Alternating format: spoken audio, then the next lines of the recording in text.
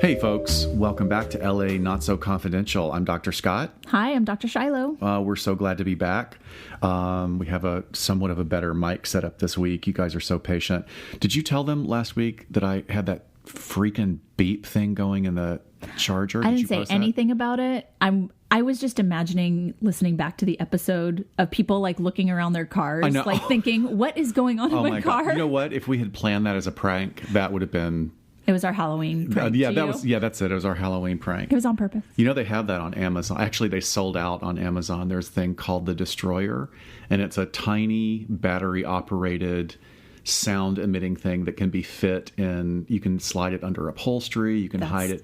Awful. But it puts out an intermittent beep, so that it's never consistent enough for you to be able to find it. Oh my God. Drive people crazy. I would want to use that on somebody, and I'd be so worried about the karmic repercussions. But yeah, it's sold out. It's sold out, yeah. Brilliant. So welcome back, folks. We are finally getting, I think we even mentioned the center a year ago when we first started this, and it's hard to believe it's been a year. I feel like we've said it so many times that we're going to get to this topic, and we finally buckled down and did it. Right. But here's the advantage to waiting so long is that really there's no excuse if you haven't seen it. If you're listening to this podcast, I cannot imagine that you haven't seen it, so we're not going to be giving any spoilers out. Right. But so the way that this week's episode relates to that is, Shiloh, take it away. Well, we're going to be talking about the concept of dissociation And good for you for pronouncing it correctly. Oh, thanks. How do a lot of people pronounce it? Dissociative disorder, and it's not. Right. It's dissociative. There's not that extra syllable. Yes, and when you type it a million times, you get it. Yeah. Because I kind of wanted to type it the wrong way when I was typing up notes. But there were two really great series that we felt depicted this, and one being season 1 of The Sinner, right, with Jessica Biel.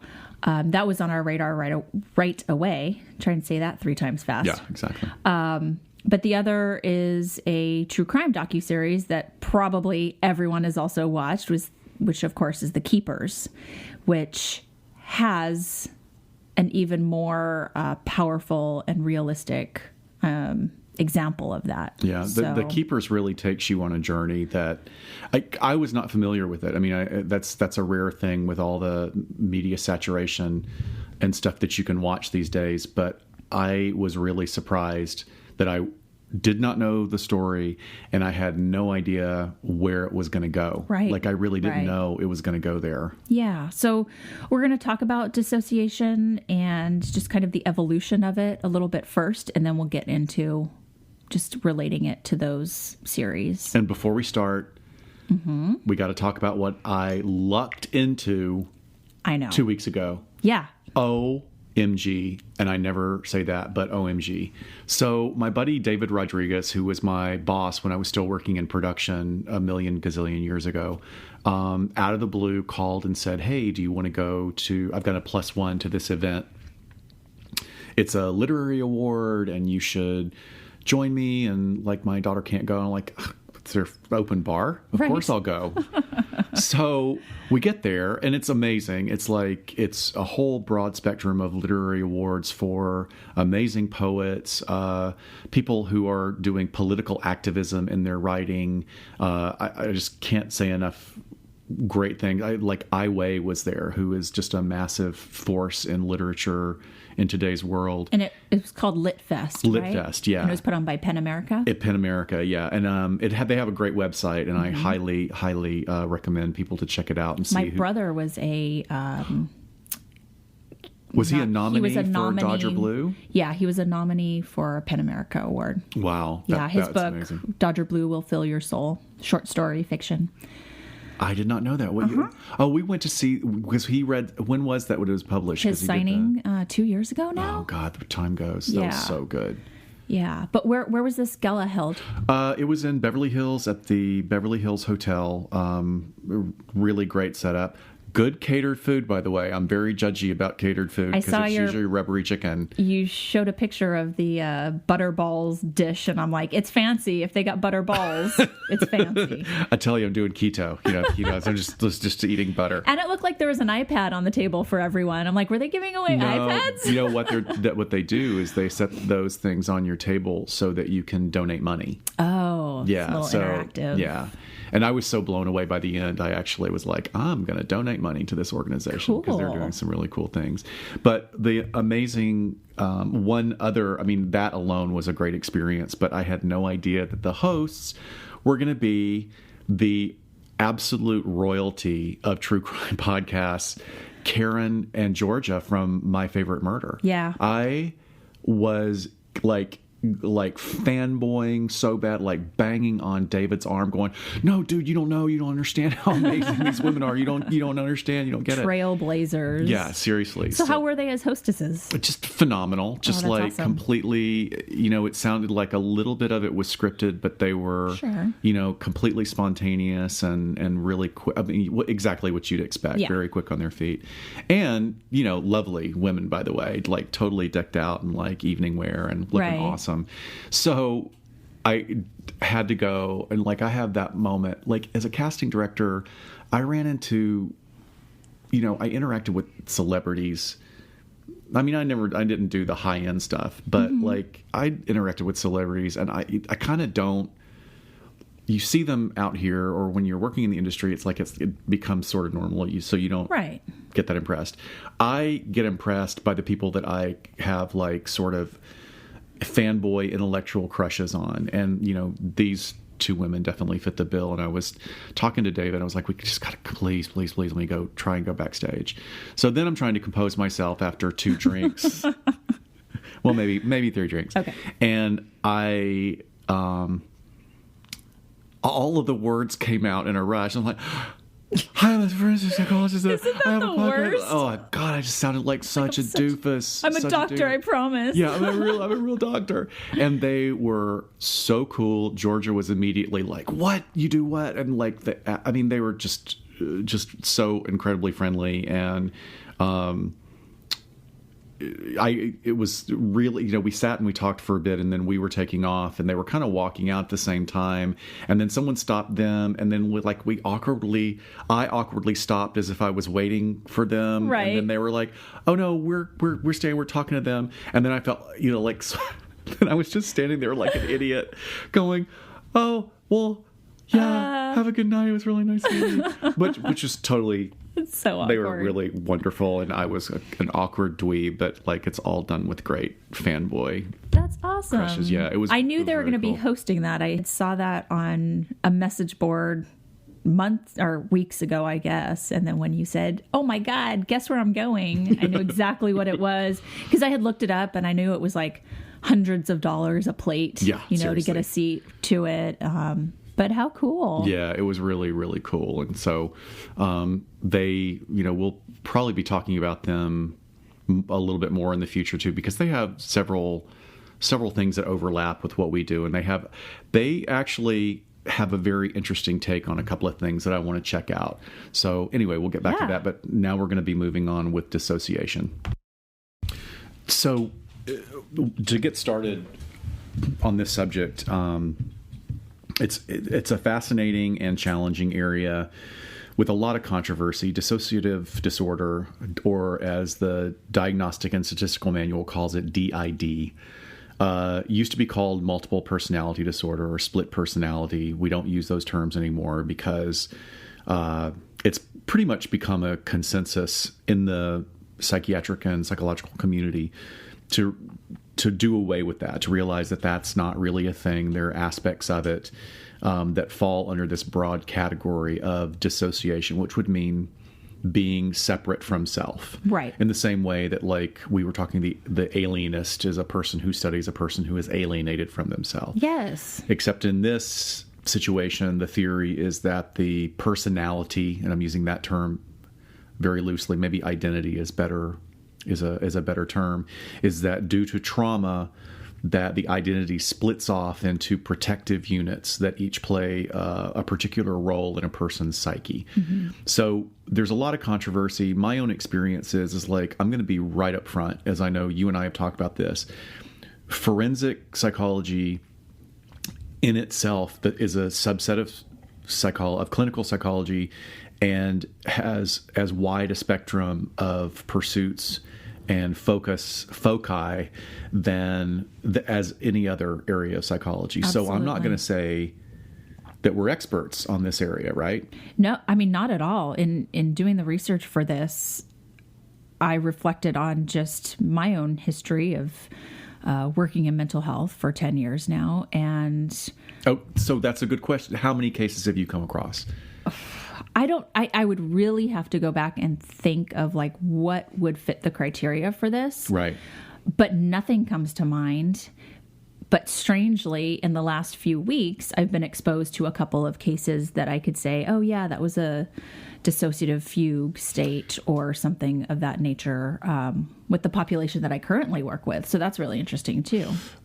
Oh, yeah. Because we're talking about law enforcement personnel. So and high level of stress, high level of trauma. 100%. Absolutely. High stress, multiple stressors going on at the same time. Okay, so when I was working in prison, we'll come back to this later, but when I was working in prison, there were several inmates in the mental health system who definitely appear to me to be invested in presenting as having a diagnosis of multiple personality disorder for legal reasons, for the purpose of accessing benefits within the mental health system in prison, right? Or perceived benefits that they feel like they would not have gotten in general population. Right. But so, we call that term malingering. Yes. So when there is some sort of secondary gain to be obtained by pretending, essentially, to be mentally ill in our realm of work, we call it malingering. And God help you if you don't back yourself up in a report, right? Oh, yeah. Oh, my God. And documentation where I is so work, important. the government agency where I work, it is such a dirty word, and yet it's real. People malinger. But you have to, boy, you better have your ducks in a row for making that statement, because it can come back and bite you. Well, and there's now assessments you can do to test for malingering that I used when I was working with the parole population, right? Because they're all lying. But it's different than just lying. I mean, they're faking a mental illness or a diagnosis, and so you have to be able to document that, because otherwise they could be labeled as something, and who knows? Worst case scenario.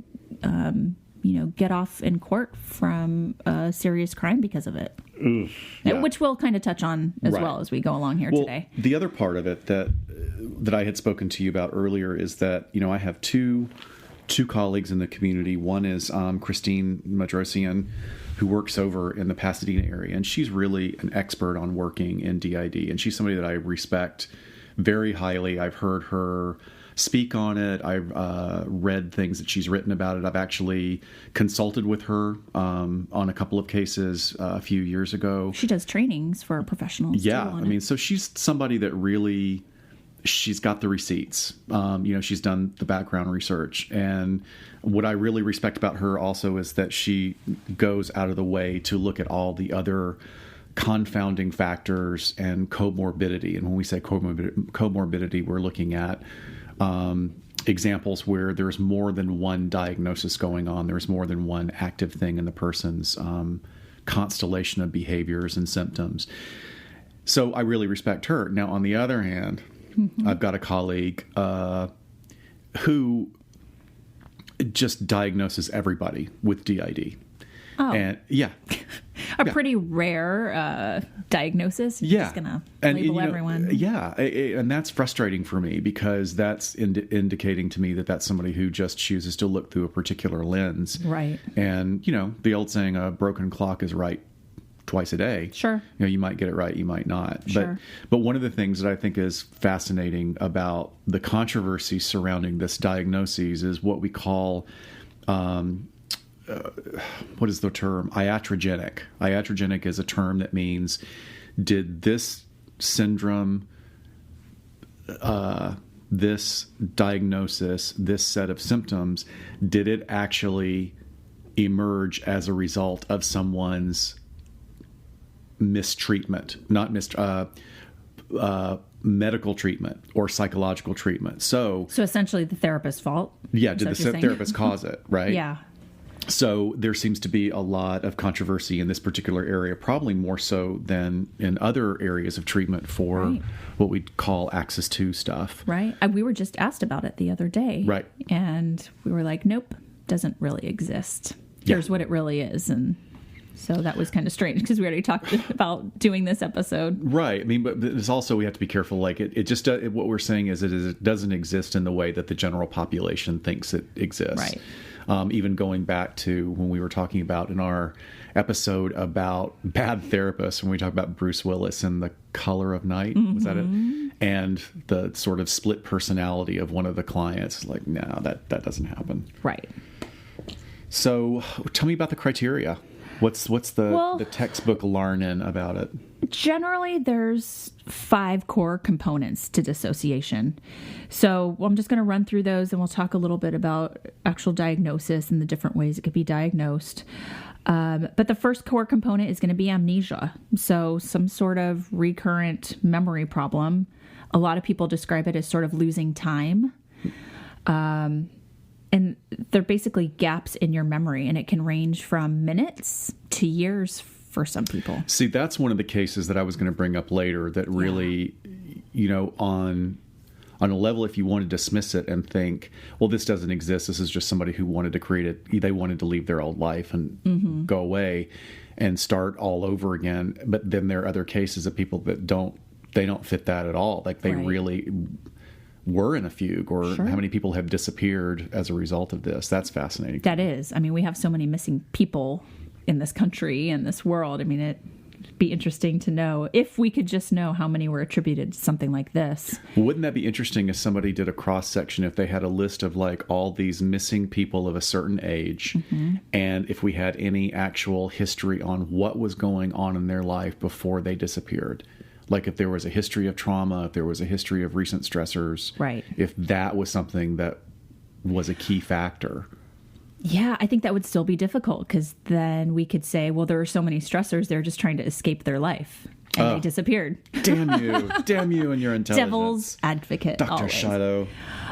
So we have amnesia. Another core component is depersonalization. So this is really like a sense of detachment or being disconnected from oneself. And I think I've had a number of clients sort of describe this in one way or another. Maybe it's more related to kind of an anxiety or panic disorder, where they just sort of have this conscious out-of-body experience almost. So derealization or depersonalization? No, those are two separate components. Okay. This is depersonalization. It can feel like being a stranger to yourself, feeling detached from your emotions, like you're on autopilot or kind of robotic almost. Well, which is interesting. That sounds like shock. Oh, yeah, it does. Yeah. It does. Where derealization, the third component, is a sense of disconnection from familiar people, your surroundings. For example, like your relatives or your house, things that should be familiar to you don't feel familiar to you. Okay, so that's interesting because immediately I want to go really far in that direction and think about Capgras syndrome, which is where it's a really rare delusional disorder where you're convinced that all of the people that are familiar in your life have been replaced. Oh my God. It's very rare and totally frightening, where you feel like your family has been replaced by people who are imposters. Oh, sounds like a Twilight Zone. Yeah. Another component is identity confusion. So more of an inner struggle about one's sense of self or identity. Just involves a lot of uncertainty, kind of conflict about your identity. And then there's identity alteration. So a sense of acting like a different person some of the time. Right. So using different names in different situations, or, having a learned skill, which you don't have a recollection of learning. So this kind of starts to fit when I think of like the old split personality diagnosis and some of those presentations. I remember seeing this on like Oprah or something back in the day, where they would have a person with multiple personality disorder that, well, this personality knows how to play the piano. Right. In fact, we'll talk about her. I have her in my show notes. Okay. And she was one, and she was on Oprah and had something like, and by the way, the term that we use is alters. Yes. So they don't necessarily say identities, they say alters. And this woman had an enormous number of alters. Mm-hmm. And there are different things that have been recorded throughout history. And, I use that term loosely because, without actual, factual, rigorous study and recording of historical data, things get just misinterpreted so easily. But some of the more kind of florid examples of people who one alter can play the piano and the other alter can't. One alter can drive and the other one is paralyzed, can't use their arms. Or, and I'm not exaggerating either. Yeah. I mean, this is what's, in the sort of anecdotal evidence. And the one that I had heard about and I've been searching and I can't find it, but if I can find it, we'll put it in the show notes, is a gentleman who was diagnosed with DID, and one of his alters had diabetes and the other one didn't, even to the extent that he would have severe symptoms of diabetes that could be verified by a medical professional. Now, I need to find that, but I just remember a few years ago reading it. But But part of the time he wouldn't have those symptoms? Right. So one day you're eating cake and you're fine. The other day you're eating cake and your foot falls off. Well... It could happen, I guess. It could. I don't know what to think about that. But so in this sort of umbrella dissociative diagnoses, there's a couple different ones, as there always is in the DSM. So we do have DID, which is dissociative identity disorder.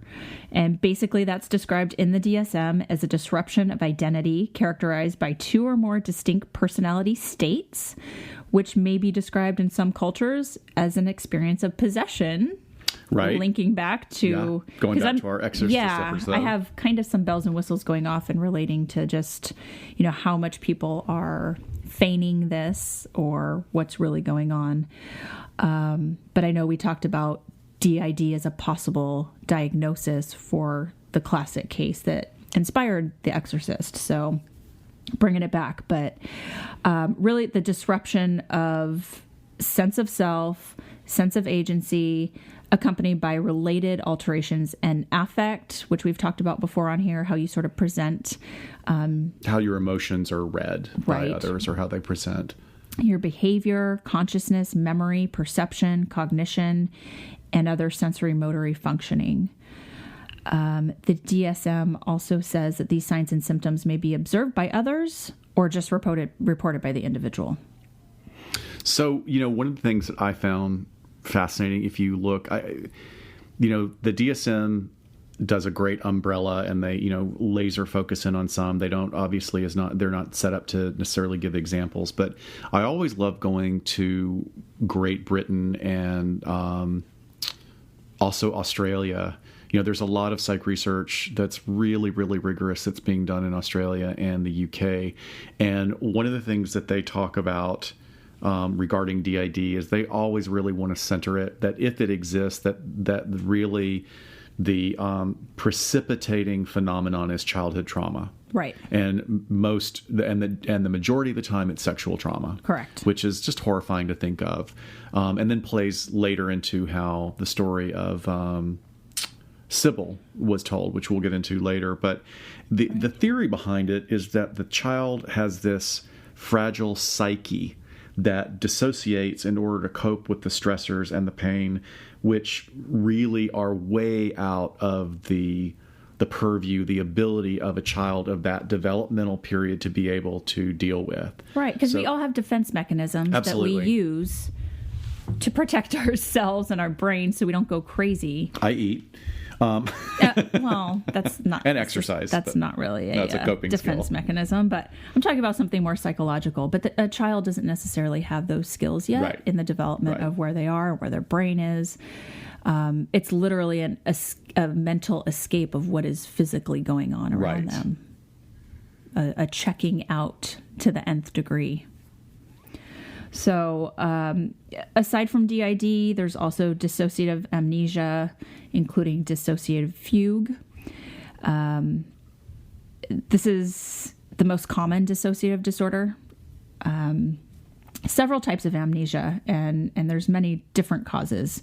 But we're talking about amnesia not caused by head injuries or some sort of accident that you can sort of link this to.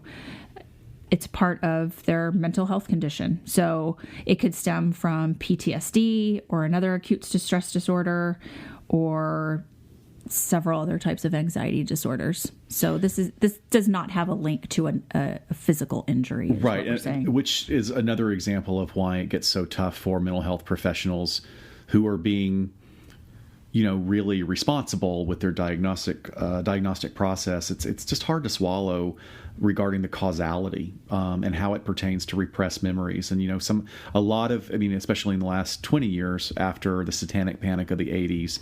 That's 30 years. We're a lot more careful about making broad statements about how that's going to express in certain people, because not everybody's going to react that way. Yeah, I think that's what really draws me to this work, is that sort of investigative piece where you really have to tease a lot of other things out. Yeah. You have these symptoms and this presentation in front of you, and could it be from a head injury? Could it be from drug use? There's all these sort of things that you have to try and get information on to inform your decision of making a diagnosis.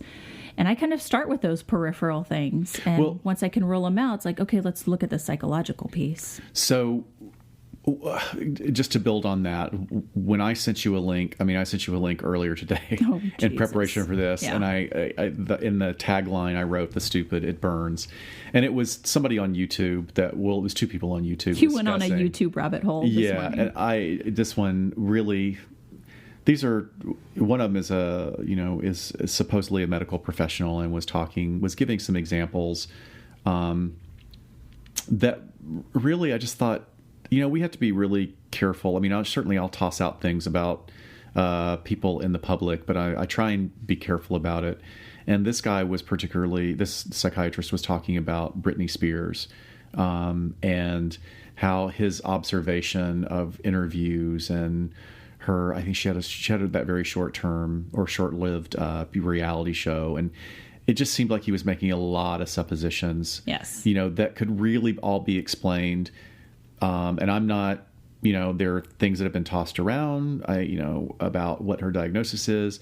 What I would say is that what I've observed is more likely to be hypomania or manic stages of bipolar disorder. But the thing is, we don't know, right? We don't know. She's never sat in front of us. We cannot go through all this collateral information and history and make a judgment like that. Right. So to pick out one piece of behavior and then build on it is just exactly what we really have to be careful about doing. Yeah. You have to be very careful. Right. And I think that really adds to what the point we want to make here is that there are a lot of other things that can be happening diagnostically in regard to a mood disorder, such as bipolar disorder 1 or 2, severe depressive state, severe major depressive disorder can cause fugue states as well. The brain it's like the brain is constantly trying to reboot and can't get going. That can cause fugue states. Mm-hmm. And then also borderline personality disorder, which tends to be attention seeking, and we'll build on that later. So there's a lot of different things that can be going on. There is. This job is hard. And it should be. Yeah. It absolutely should be. And it should take a lot of time and effort to diagnose someone, because that's something that follows them for the rest of their life. Absolutely. And if you're just going around slapping disorders on people, it's horrific. And lastly, so depersonalization and derealization is its own disorder. So again, people kind of explain having feelings like I am no one, I have no sense of self. My head feels as if it's filled with cotton.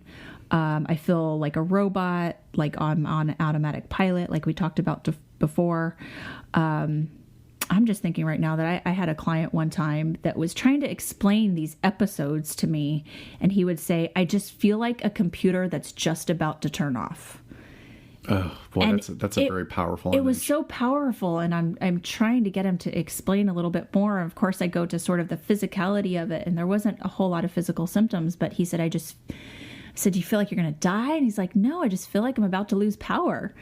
Just power off or power down. And it was just such an interesting description. But I feel like depersonalization and some of these dissociative disorders are just really hard to explain. Yeah.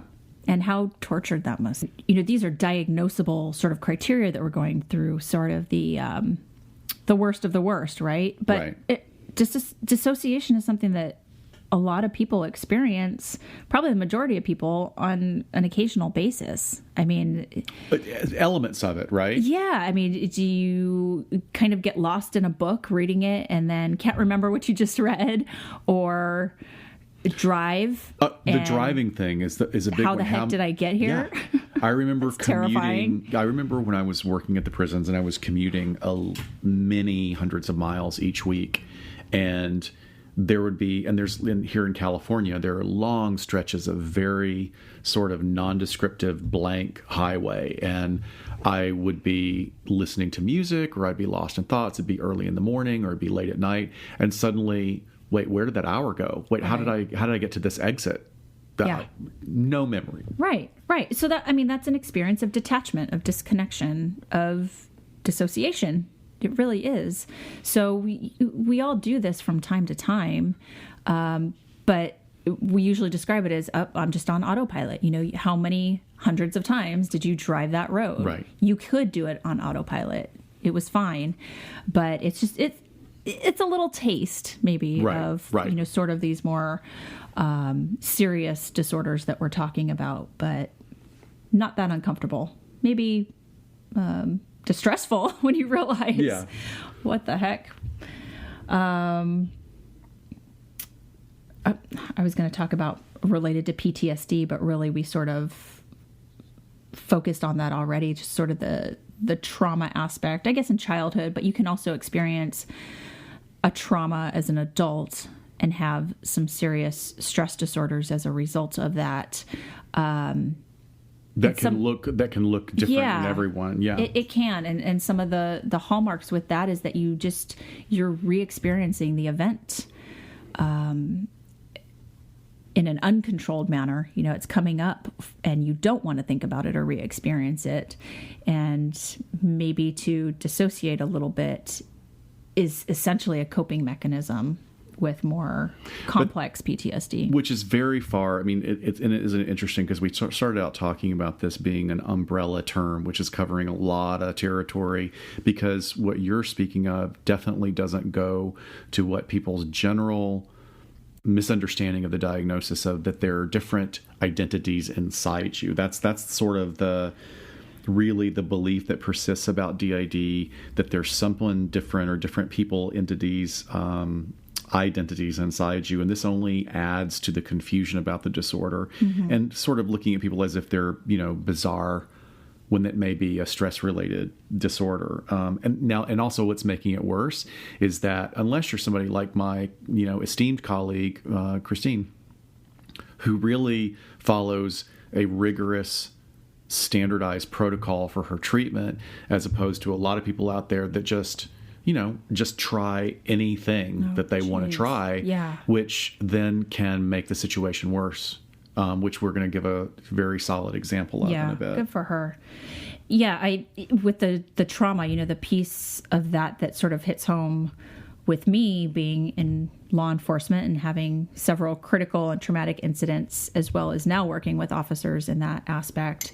A lot of my work is debriefing incidents with officers but it's just the varied reaction that people respond to trauma.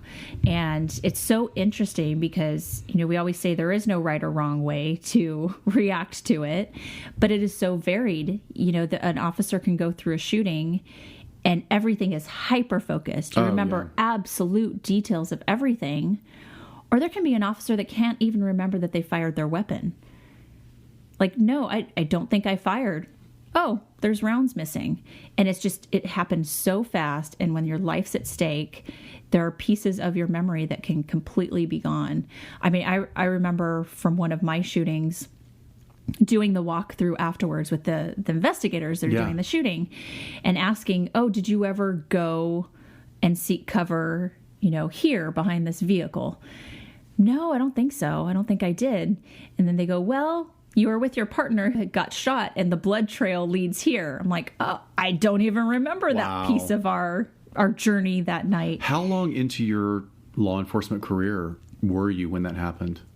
That shooting was 4 years into my career. My first shooting was my last night of training. I was a brand new rookie. Oh, damn. So, I had two, and one was about 6 months after I started, and the second one was about 4 years after. Jeez. But yeah, great example. I had no idea that it happened. Nope. But there was the literal blood trail from, his injury. Well, okay. So physical evidence. So after you're challenged by that reality, did anything come back? Nope.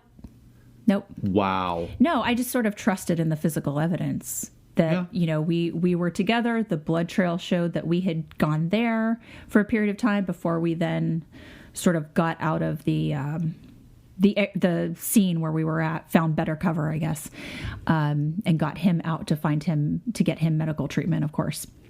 But no, I sort of trusted in it. The memory didn't necessarily come back. So firsthand, I realized, you can be in a situation like that. And it's really tough when an investigator is going, really? Like, you don't remember that? And no, I don't. And so as psychologists working with law enforcement officers, we try to very much educate these investigators of, no, the officer's not lying about not remembering shooting. Your memory can fail you at these times, and definitely that it would also be the lamest lie ever, right? Because there's physical evidence. Your rounds are missing. Right. That's so fascinating. So it's so interesting how people react to trauma, even just sort of temporarily, and it's not indicative of a bigger problem.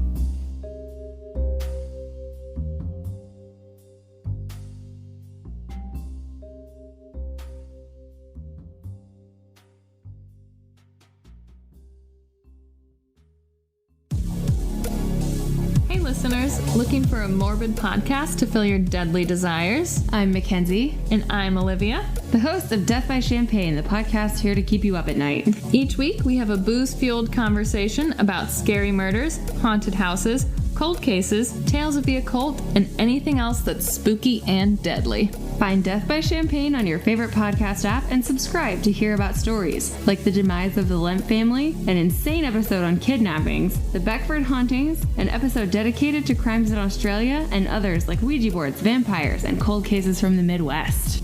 We release new episodes every Friday, so tune in, get your sage ready, bring your cat keychain, surround yourself in a salt circle, and camp out under the covers. See you then!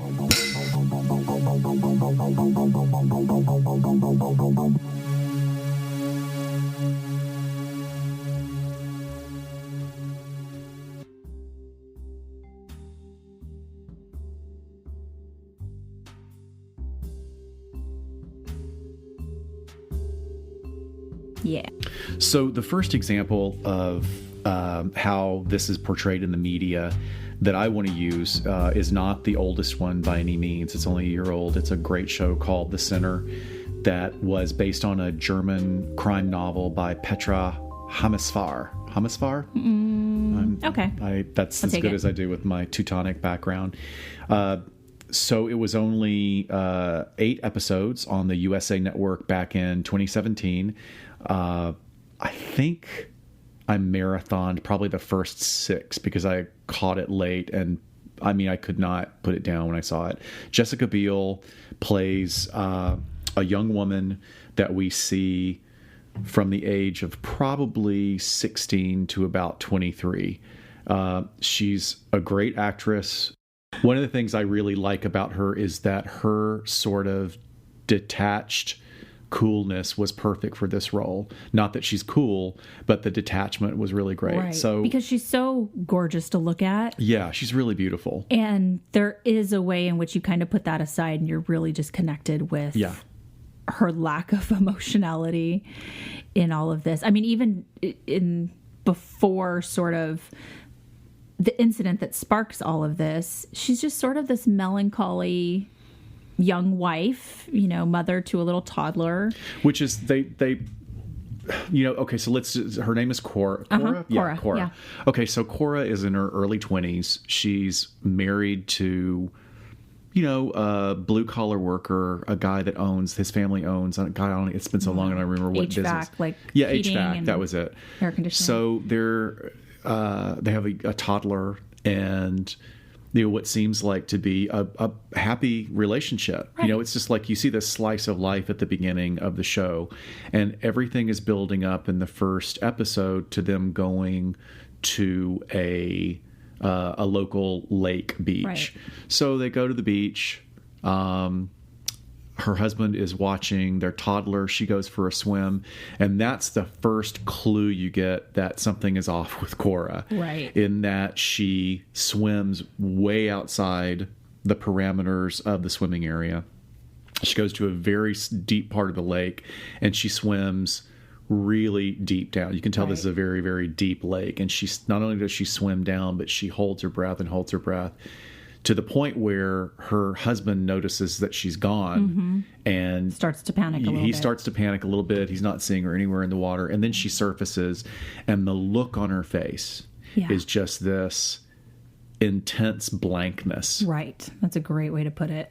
And that's the first thing that you're like, what is going on here? Because everything up to this felt so normal, right? So she swims back, and you're thinking, and I was not prepared. Me either. I thought, okay, that's a little taste. We'll get into it in the next episode. Right, it's going to be a couple of episodes but down. Oh no. So she's laying on the beach with her family, and there's a obnoxious couple, a couple of towels down, in their 20s, and they are making out. It's the kind of couple you're like, oh God, get a room. Right. You just want them to go away. Kind of playful, but a little bit much. aggressive. Like what they, like there's a couple of times where they really are wrestling, and the guy flips the young woman a couple of times, and they're laughing. She's laughing the whole time. They got this obnoxious music playing, but significant because it's a song, and they keep cutting back to Cora's face, and you see something's happening. Like she's going blank. She's like she's turning off and on and off and on, right? And then she sees him flip her, right? Like kind of and be on top of her, and all while this is going on, she's peeling an apple with a small paring knife, which who does that? But that was a great moment for the beach, whatever. So she's sitting there paring, and then the combination is building up of the actions, the making out, the pseudo violence, right, and the music that's playing. And she stands up completely blank faced, walks over to the guy, grabs him around the neck, and stabs him repeatedly, very quickly, probably 9 times. Right. Then, meanwhile, yelling, "Get off her! Get off her! Yeah, get off her! Get off her!" And then he flips over and looks at her, and right as he dies, you realize he recognizes her. Like that was directed beautifully, by the way. Yes. So, yeah. And then the rest of the show is... There's episode number one. You're just kind of left like, what is going on? But I think it gives you this idea of, wow, did she take out this innocent guy? What sort of trauma does she have with him? What's the connection? Or is it something else? Yeah. Because throughout the season, we actually see her much younger as a child when it flips back to her family and her upbringing. In a very, very religious.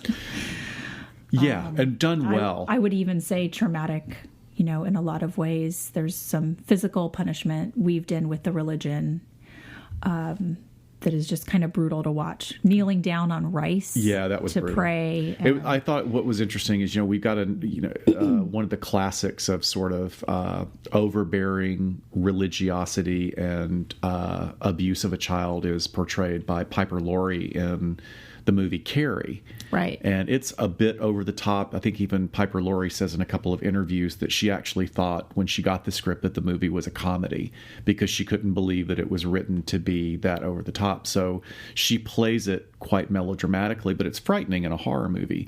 It's even more disturbing in this movie because you get the conviction that this mom is messed up and the dad is completely, he's checked out. He's like this milquetoast, nice guy that doesn't take up for his daughters. Cora has a sister who is disabled, which from a psych perspective is really significant. When there's a sibling in the house that has chronic disease, that is tough enough on the sibling. What makes it even worse is the mother is terrible. This is all your fault. We're not praying hard enough, so she's not getting better. You're not praying hard enough. You're not being good, which is why she's being punished. You took all the life out of my body. I was not able to give it to her. You're the reason that she's broken. Horrible, just horrible. So we've got definitely a lot of factors that would lead up to trauma. And what happens throughout this is that after this crime, even through her evaluation, she has no understanding for why she did it. Right. She knows she did it. She knows. She remembers. She confesses. Yeah.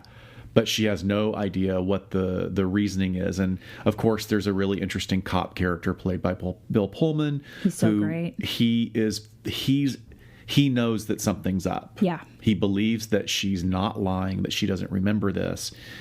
But, then the story unfolds with a couple of interesting things because you were talking about they do a full-on... They do what they said was a competency eval because essentially she pleads guilty right away and says, and competency I'm guilty, means, I did it. And just to make sure everybody understands, is competency is a process where you have to make sure that the accused understands what they are being charged with and understands the process of the court. Are they competent to stand trial? Do they have an understanding of the process? Yeah, so I think it's important to clarify because a lot of people, think, is this to test their sanity? Is this to test if they're sane now or at the time of the crime?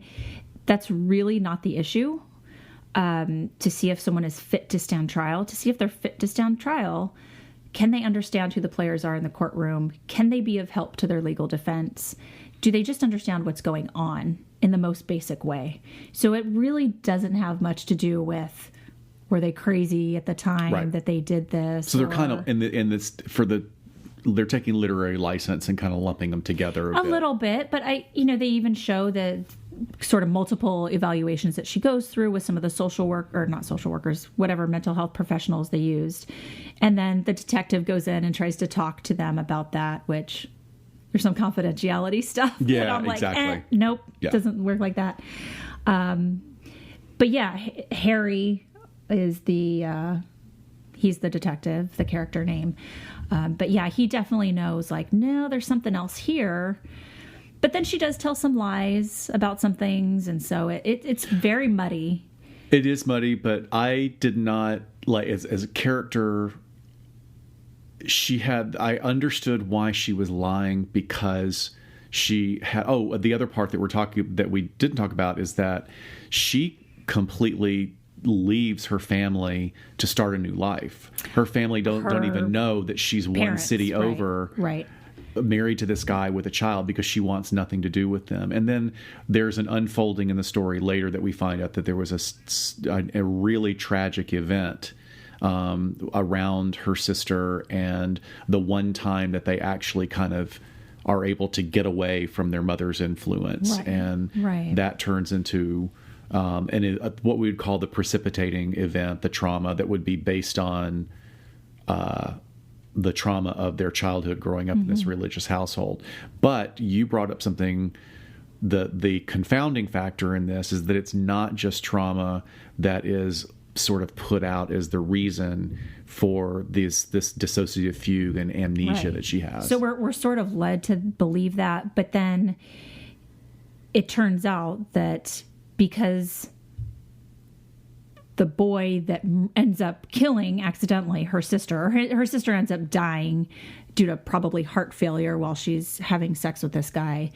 And then has a heart attack. The guy tries to give her CPR, not knowing that she has fragile bones, and he basically just cracks her sternum. Yeah, and Cora's like, drugged out, and she thinks this guy's killing her sister, and so that's the traumatic factor. But the fact is, this boy has a father who's a doctor, and they don't want Cora to talk about what happened. So they essentially keep her locked up and just drug her over a period of like a couple of months, or maybe months, and then just dump her somewhere. So she has this lost period of time, which she genuinely can't remember. But it's not necessarily due to the trauma. It's due to the fact that she was just medicated over and over again. Which they could have just, if they had dosed her up with something like Rohypnol or any of the anesthetics, she would not have had time to encode that in her long-term memory. Right. So they didn't want to kill her, but they just sort of wiped her memory in this horrific way. So you're sort of led to believe that this is a dissociative issue. But I don't think it really fits for me, even though it totally could have with the amount of trauma and the childhood abuse that was going on. But still, it was just a great season. I didn't get into season 2. I tried watching it, but this was just a great depiction, and I loved Bill Pullman's character in it. It was, I don't know. Any other sort of overall thoughts? Well, you love that because he's like really dark and has a it's like his kink is really dangerous. So yeah, true. But it was good. Do we know if they continue that in the second season? It was a whole he's still the detective, but it's a whole different case that he's investigating. But is he still seeing the waitress or the woman that he engages in his kink with? I didn't watch far enough in to see her if she's in the second season, but I thought she was great. I loved her character. She's a great actress, yeah. I mean, that was a really great character. Yeah. Yeah, so that's one example that I thought was really well done, even though they weren't necessarily going for presenting it as a split personality or even DID proper, but the idea of an amnesiac fugue, I thought was kind of portrayed in a realistic way there as well. And one of the things that's vital about the story that is, if you haven't watched it, it sounds sort of the way I'm talking about it, it sounds like, oh, well, that's a bit, Lifetime movie. But it's really not, because they get into factors of socioeconomic status and how this country clubhouse is where all the rich kid sons, the frat boys, were breaking in and having these, drug-fueled sex parties. And then the idea that they had enough money and power to cover this up, including another dead body that was left in the woods that Cora knew about. Right. So anyway, overall, I thought it was really cool. It was definitely worth watching. So moving on to another fictional example that we won't spend a lot of time on, but we're going to say something that really confounded and kind of complicated and yet fascinated and drove research in this area, was the movie Sybil. So Sybil was a made-for-TV movie event. I think it was broadcast over 2 nights. It was based on a novel that was written by a therapist regarding one of her clients who had a number of alters or different identities. It was played by Sally Field beautifully, really, really kind of a breakout performance for her, because she had been a child and teen star. Right. And there was a period after she kind of aged out of her teen years where she really wasn't working. And this really put her back in the spotlight and led to other aspects of her career. But she really does a great job. Unfortunately, is all based on most likely diagnosed with borderline personality disorder. And in order to continue getting the attention from her borderline object, which was her therapist, she played into the therapist's ideas of multiple personality disorder. And the therapist was really kind of not being particularly ethical or professional in her own right by checking herself. And almost suggesting Right. these types of symptomology. Right. But I remember being a kid when the book came out, like everybody had it. Like everybody had it, or you were borrowing it and we were all talking about it. And like, oh, and she's got male identities. And one of them, she woke up out of a fugue and Ted had built an entire bookshelf and a room divider. And one alter took over during abuse, and she learned French, but Sybil woke up 4 years later and didn't know how to read, and she was already in the 7th grade. So all this kind of stuff that was really kind of fascinating, but now we know is most likely not true. And that was also one of the first times it was ever really portrayed that I know of in media, and certainly on television, really horrific child abuse. I mean, Oh, really? the way her mom treated her and tortured her was like horrific sexual and physical abuse, as well as I remember we even kind of laughed about it because it would be it's so over the top. I mean, I think you laugh about that, especially as a kid, you laugh about it because it doesn't, It's as an adult, disturbing. as an adult, you'd look back on it and be really horrified. Yeah. Just like I laughed right now, even just reinforcing. Yeah, what you're I saying. was thinking there's a thing like there was one time that supposedly, like one of the key scenes is that as she's trying to reintegrate all these alters, and she's realizing that when she gets very upset, one very primitive alter would come forward and just would repeat the purple crayon, the purple crayon, the purple crayon, the purple crayon, the purple crayon, and they could never figure out what the purple crayon was until they go back and they find that inside this locked box inside a closet, she would scribble with a purple crayon. And, her mother would torture her with certain items around the house and like lock her in different places. Pretty horrific, but, really sad that we now find out that, it was all kind of bullshit.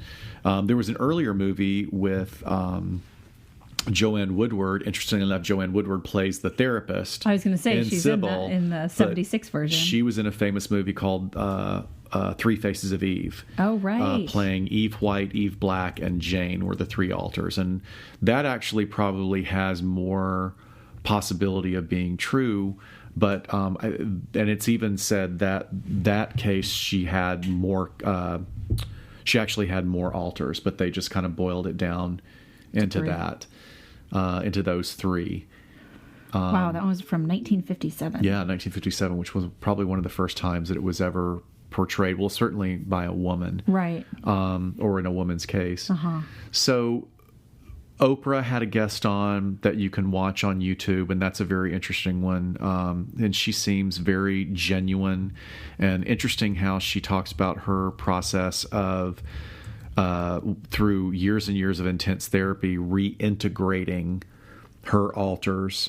And she gives some really kind of great visuals about how it feels, when she would be in a state and she sort of would be having this internal view of all of the alters sort of facing each other in a circle. And as they would merge, they would start to hold hands and become, I don't know. It's very interesting the way right, it was sort of the symbolic merging. merging, and so did that seem to be like the goal of therapy and treating individuals? Yeah, because it goes along. See if we can merge them and get the numbers smaller and smaller. Right, because when we talk about in doing clinical work, when we talk about, especially with anxiety disorders have this tendency to fragment people's.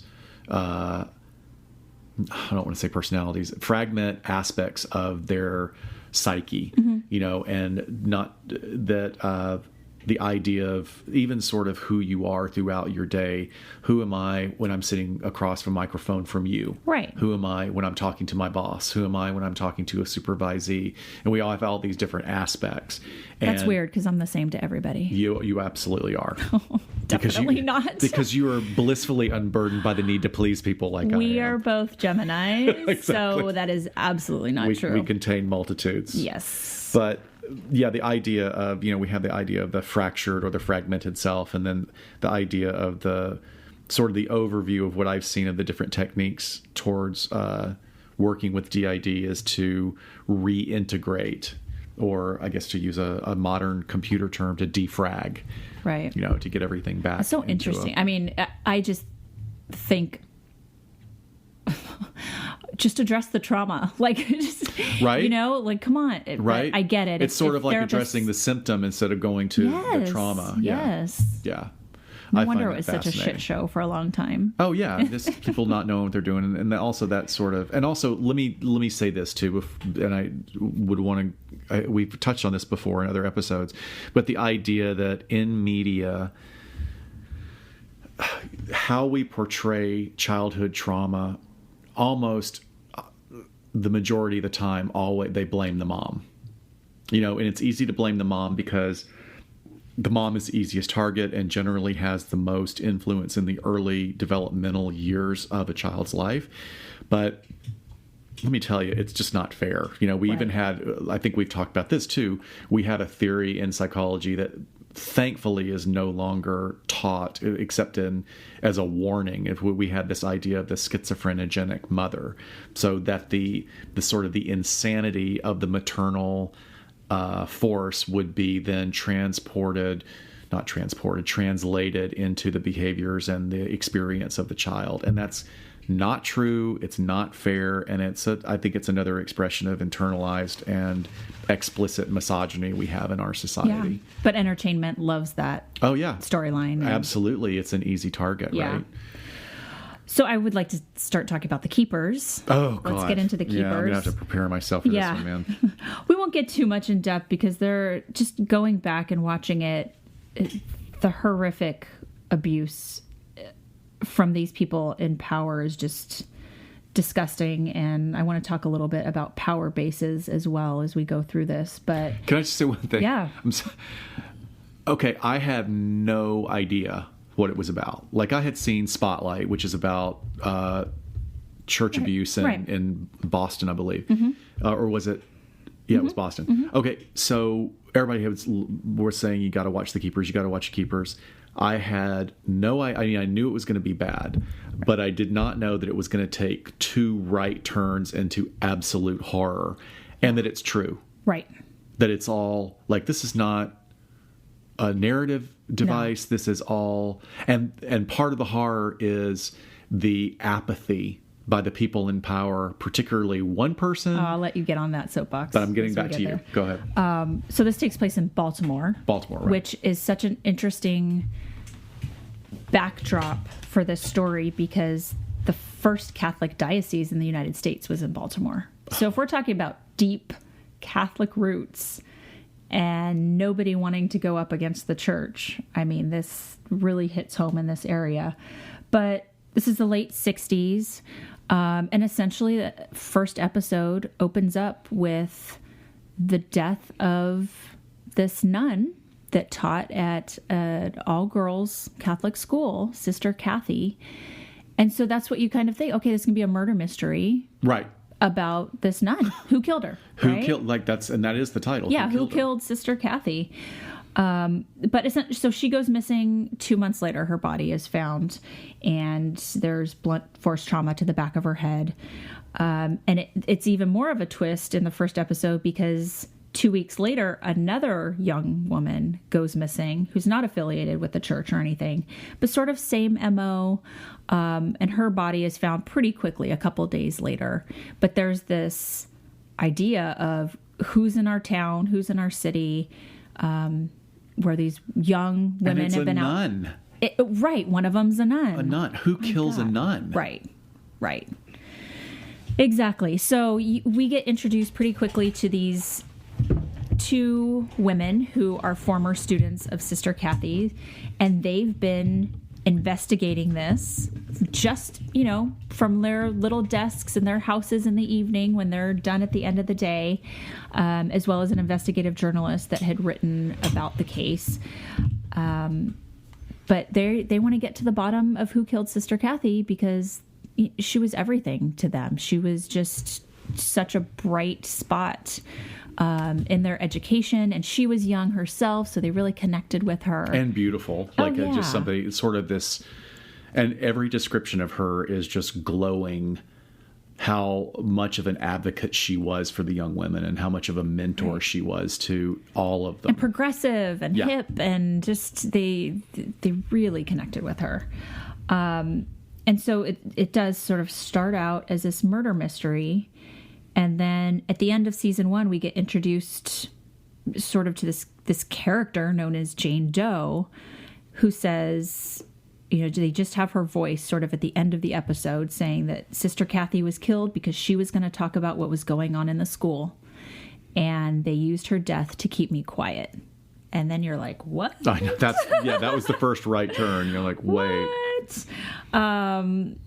So in episode 2, we get introduced to Jean. So Jean is Jane Doe, and where we start to see this overlap of trauma, horrific, long-standing abuse, as well as dissociation. When, like we were describing before, a still developing brain just can only take so much, whether it's abuse happening to them or something that they're seeing in front of them. So again, there's a lot of backdrop in this episode of just kind of what life was like in the 50s and 60s, and the big Catholic families, and just being so important, and everyone going to church, and everyone being dressed up, and I mean, big Catholic families, 9 kids, and the deep roots of the Catholic Church in Baltimore. So, which means the power of the church, and the power that the individuals of high standing in the church had, including the schools, the parochial schools. Correct. So that's a good lead-in to talk about this concept of power base.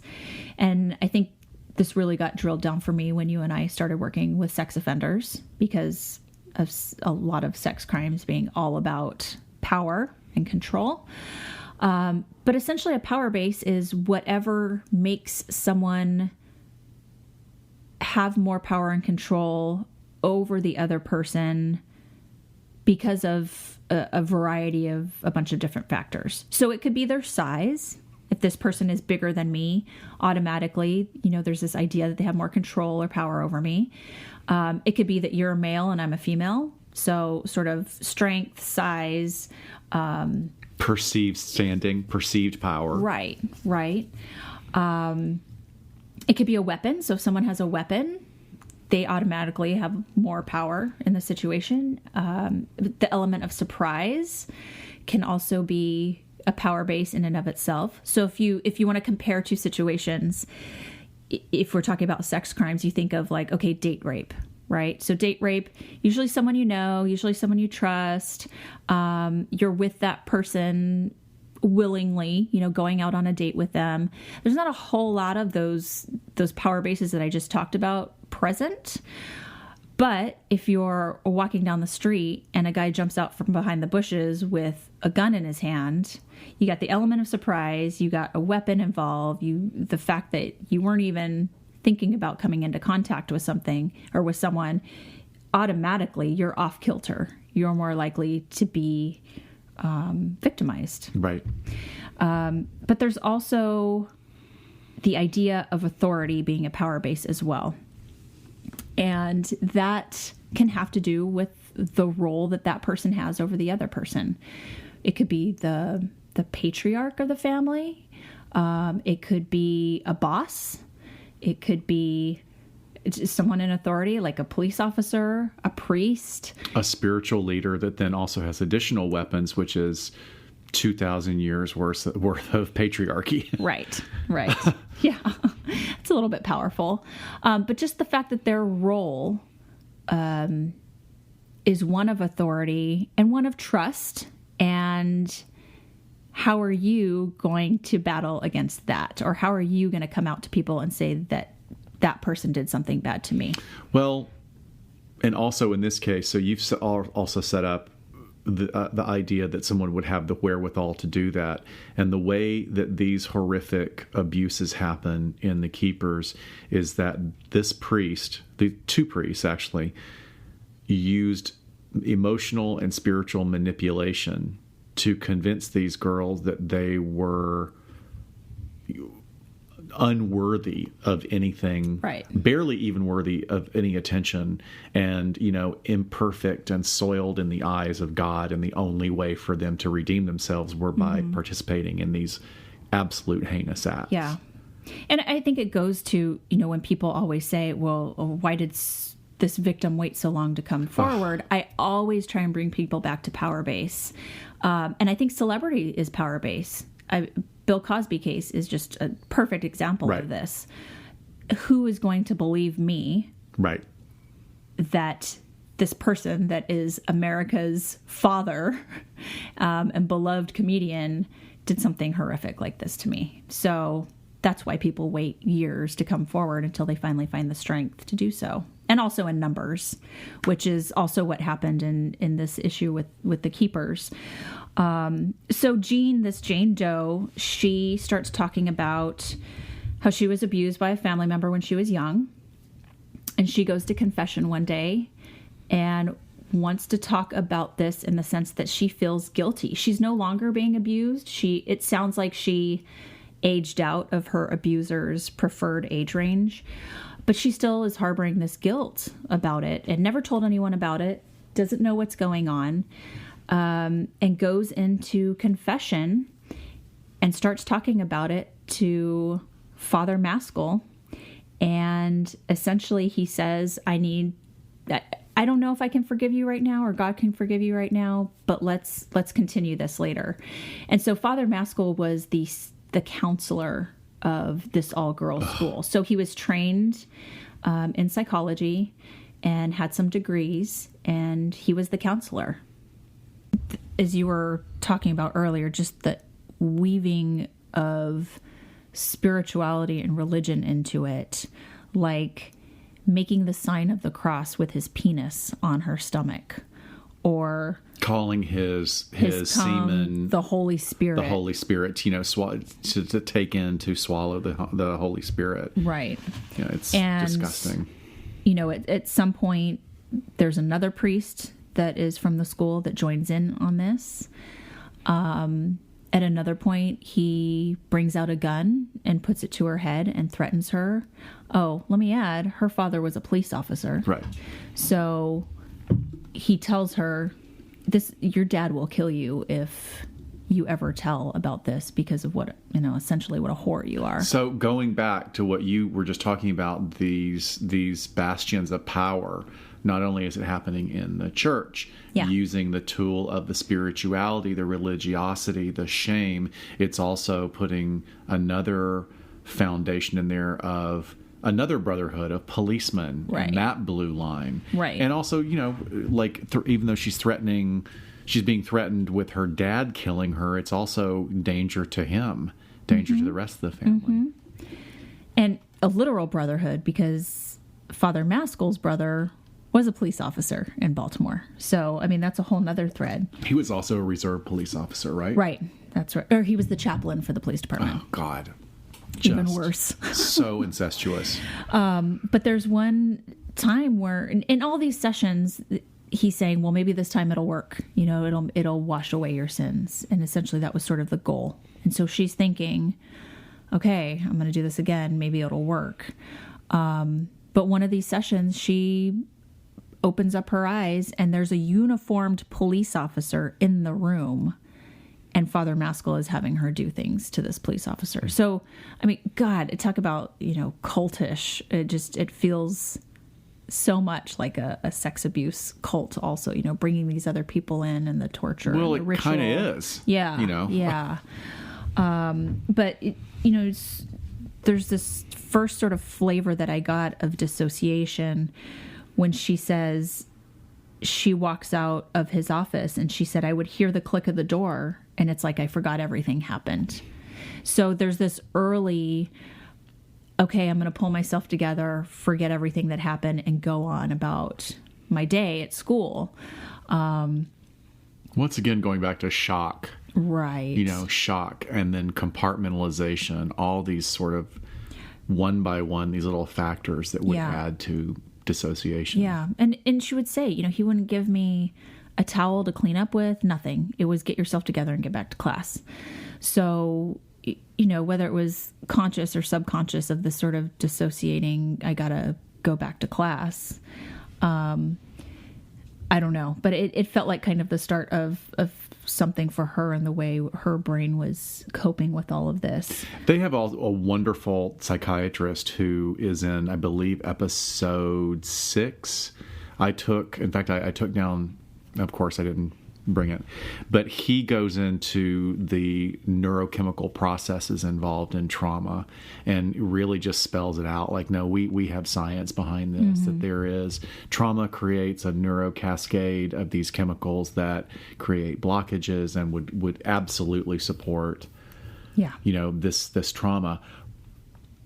What freaks me out as this story develops, or one of the things that freaks me out, is how many young women were being abused. It wasn't just these two. It was dozens. It was dozens of women. And even we find later a young man at another school before the guy had been transferred. But that the women that were not being abused were clueless, had no idea what was going on. The ones that were so traumatized and horrified that they knew what was happening when one would be called over the loudspeaker. And even some of the nuns knew. I have chills right now thinking about like this silent connection where one of them knowing says, that you have no power. Right. I have to go to this. I hear my name being called over the intercom, and a dozen other girls in my class are looking at me with sad eyes because they know what's about to happen. And talk of even teachers saying, I know he's weird, but you have to go down there. Maybe not knowing the extent of what's going on, but I know. I have a hard time with that. So at some point, she can't hold it together, and she ends up going back into a classroom, and Sister Kathy starts asking her, and so smartly, asks, how's your experience here at the school? And she just says, I don't really like it. I'm thinking about transferring. And Sister Kathy starts asking her questions that she doesn't want to answer, but she says, why don't you just nod for me? Is Father so-and-so doing things to you that you don't like? And she can muster together to shake her head in the affirmative. And so this is kind of when, guess what? Sister Kathy goes missing. Is a little too progressive, unfortunately, for that time. Right. So she confronts. Right. Yeah. So she says, I thought so, and, kind of comforts her. And Sister Kathy ends up actually, she and her roommate, I believe, leave and go start teaching at a public school. I mean, this is all very close timing together. Is contemplating, is kind of in this pseudo relationship with this priest. Like an emotional relationship. Right. Yeah. And he says, I want to marry you. I don't want to, let's not take our final vows sort of thing. So this is all going on. And then she goes missing. And so Jean, this initial victim that we're talking about,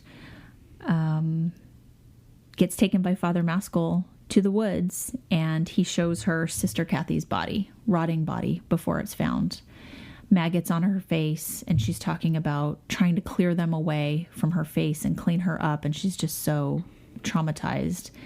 And they also bring that up later in the story about how when she's cross-examined by the church, and we don't really have time to go into all the horrifics of what this poor woman went through, who is also an amazingly resilient, amazing woman that she can even, she's been through other traumas in her life as well. The death of her husband from, protracted illness. But the idea, one of the things was they tried to say that due to the weather at that time that she's lying, there would not have been maggots. Right. Like this very forensic science. Yeah, very forensic approach where of course they got a really good expert who says, no, absolutely, you can. This is what's going on. The body's basically fermenting and generating its own heat. Of course you can have maggots during this time. Right. So to get back to the DID, this was sort of certainly not necessarily the the emergence of an altar, but certainly a perfect example of someone shutting down in order to just survive horrific trauma. Right. With this threat of, this is what happens when people talk. So, I mean, what is she going to do? Right. With what we're talking about, the power base, with being faced with, they literally killed, this nun, and I'm next if I say anything about this. Wow. Right. So, I mean, I think it was in the hundreds of women that eventually came forward after a number of years, and the DA would not file the case. What was her name? You blocked it out. May is the last name. Stacey May? Is that what I said? That was the one that I just like I have a rage aneurysm about. Yeah, that's the one. I think it's Stacey May. I'll look it up. I'm almost completely speechless about how she presents on camera. She is so clearly not being truthful about this. If you folks, if you've watched that, I'd love to hear your comments about what you think. What episode is that she's up on? Is that 4? It's episode 4. Yeah, I would just love the lay opinion, because I immediately had such a negative response to her presentation. Oh, yeah. And sort of in front of you misrepresenting information. And then the investigator that, all these years later when these women are coming forward, he says anything we ever took to her that had to do with the church automatically would reject it. We couldn't file anything. I mean, I can only speculate that she is, on their payroll or whatever it is. But, it's awful. So they decide to go the route of a civil lawsuit. And, I mean, everyone from the school to the particular people involved. There was a gynecologist that was also sort of in this weird cult loop that they would take the girls to over and over again for examinations. Right. Yeah, it's time for your examination. Yes. So that of course, if you haven't seen it, we want you to watch it all the way through and see sort of what the result of this is. But there are gaps of time with these women that they can't remember. And it's just a, unfortunately, perfect storm for the symptoms that we talked about and the etiology of how a dissociative disorder would come up. Yeah, I mean, it's also just a horrific situation. It also makes me think of, if this is an example of what we have seen. And we can see, and we can, there are interviews, we can now look at some objective examples of these, just thinking about, well, how long has this been going on in other areas throughout history, right, where women and marginalized communities have been traumatized sexually and physically and emotionally to this extent that their voices will never be heard, which is just incredibly tragic. I wanted to go over one of the lists I found in doing some research that I found was really well done. It's a website called Ranker, and obviously it's a little bit of a clickbait, but they do some really great pulls of research from other areas. And they really, I gotta say, I was not aware of a couple of these examples of dissociative identity disorder. And one of the things that's particularly pertinent to our podcast, try saying that fast, 3 times Mary fast. Poppins, is when DID has actually been successfully used as defense in a court case. Oh, good. So we looked at it from a victim perspective, and now let's look at it from a suspect perspective. Right, because in like I was saying, in prison, I had several inmates who were saying, I didn't do it, it was Bob. But there in 1979, there was a woman who was brutally murdered, 73-year-old Inez Kelly, and Juanita Maxwell has no memory of engaging in that crime. However, Wanda Weston, her alter, would sit on the witness chair or on the witness stand and gleefully recount all of the aspects of the murder. So they put her on the witness stand. That would never happen today. Oh God, that would never happen today. I guess it's a Hail Mary. Like if we're going to put our suspect on the witness stand, get up there and be your alter. And, and it's fascinating reading. It's in the New York Times if anyone wants to check that out. So what happened with that case? She was acquitted. You're kidding. She's acquitted. Yeah. Wow. That would never happen now. Nope. I mean, that's definitely a sign of the times. That would never happen. Right. What's very fascinating is another case is the former NFL running back Herschel Walker. Right. Wrote a book about really feeling that he has a true diagnosis of DID because he had so many physical and also a speech impediment when he was younger. Like he was not a gifted athlete at all, but he feels like that he developed this hero/warrior alter that as a coping mechanism for all the bullying that he experienced, that became the one that took over for him athletically and allowed him to achieve these great things, even winning the Heisman Trophy. Did he win the Heisman Trophy? No, he didn't. That was OJ. No, he does. No, I'm reading it now. He doesn't even remember receiving the Heisman Trophy. Oh, doesn't remember it. He doesn't remember it. That's kind of crazy. Now, he also got into some more traumatic behaviors, including like some suicidal ideation, playing Russian roulette and pulling a gun on his wife, pulling a gun on himself, threatening suicide. And then he, got psychiatric help. I'm interested. I mean, I can't get any more information on it, but I'm really interested in seeing if traumatic brain injury had anything to do with it, since we're seeing the prevalence of that in football. So we talked a little bit about the Three Faces of Eve. Actually, that's based on a real person, a woman named Chris Costner Sizemore. She died in 2016, and she reportedly had actually 22 separate, distinct personalities, although for the purpose of the movie, they boiled it down to 3. There was one who was really interesting, like the banana split girl who would only eat the banana splits, and the spoon lady who collected spoons. Can I just be the cheese girl? Oh, I'm going to be the hard cheese guy. Yeah. And she was the one that was able to explain the experience that the personalities were in kind of a Greek arena. They all joined hands and then walked behind a screen, and then everything disappeared. They have never come back, which I thought was very interesting. I'm kind of rolling my eyes at that. Yeah.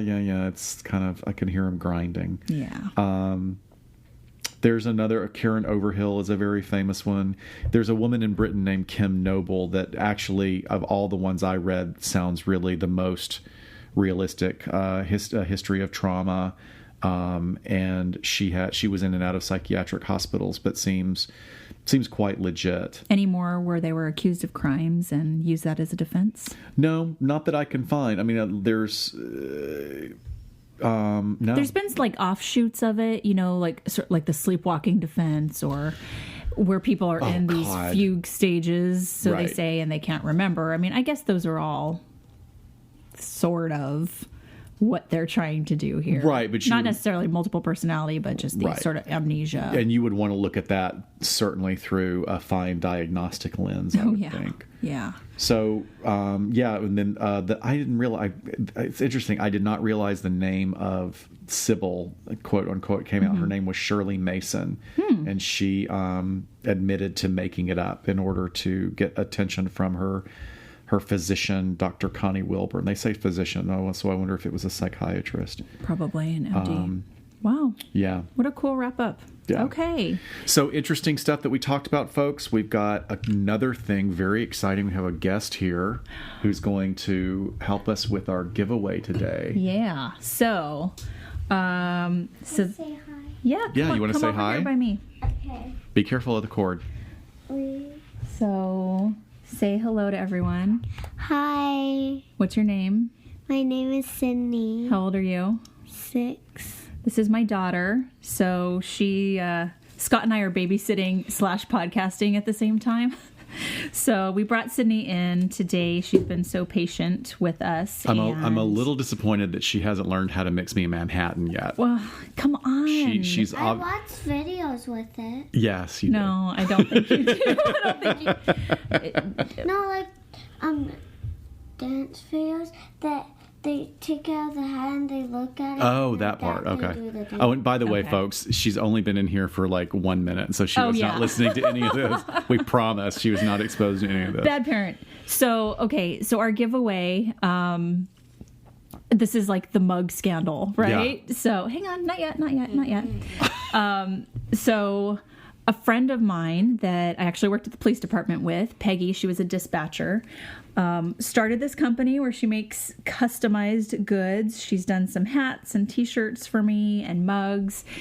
And I was scrolling through her Instagram recently and she had a mug and it said, "This is my Hallmark Channel Christmas movie watching mug." And I thought, I think she could probably custom do one for us. So I immediately messaged her and said, "Can you do one that says this is my Netflix true crime docuseries watching mug?" And she was like, "Done, absolutely." So But then, so I said, I want to order a couple, and we want to give one away to one of our listeners. And she said that would be great. So we get them. We love them. Scott and I are using ours. And then another podcast, Murder Dictionary, posts our giveaway information. And one of their thousands of followers, because they have a gazillion, says, "Hey, this mug is awesome, but it says Netflix, not Netflix." Absolutely no one had brought this up. and not me, I didn't notice it. Oh no. So the mugs got fixed, as we announced the other day on our Instagram stories, and that's what we're doing the drawing for today. So we have people that have left us reviews on iTunes in here. If you have recommended us on Facebook, because a couple people made official recommendations, we included those folks, as well as people who did a Twitter shout out asking that, they want to see us at the True Crime Podcast Festival. So we are going to pick a winner right now. Sydney? And you'll even get a sticker in it. Yeah, we'll send you a new sticker too. So let's see. Our winner here is, let's open it up. Will you tell me who it is and I can read it? Okay. So from our Facebook recommendation, Vince Ogletree. Vince Ogletree for the win. Vince, yay! Okay. Yay, Vince, you're getting a mug. Yes, you're getting a mug, personalized by Peggy on Instagram. If you guys want to get your own, yeah, go ahead. And then you can follow us on Instagram at LA Not So Podcast. On Twitter, we're at LA Not So Pod. You can find us on Facebook. And if you'd like to email us, lanotsoconfidential@gmail.com. And anything else to end with? I think we should help Sydney take us out. Do you know how to do that, Sydney? Can you help us Yeah. at the end? Because we're going to... You and Uncle Scott? Okay. So you're going to say the... Okay. Okay. Come over here. We'll see you next time on LA. Not So Confidential. Yay! See you next time, Bye, folks. guys. Or hear you next time. Bye-bye. Bye.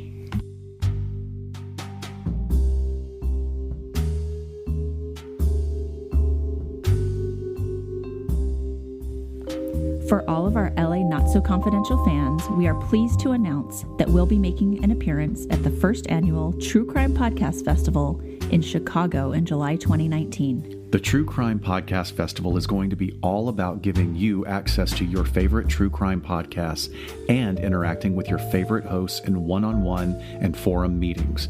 There will be panel discussions, live tapings, and of course, meet and greet opportunities with yours truly. Some of your other favorites will be there, like Swindled, Wine and Crime, The Fall Line, Canadian True Crime, and The Paranormal Chicks. For more information or to purchase tickets, go to www.tcfp2019.com. Be sure to mention LA Not So Confidential when you fill out the registration form.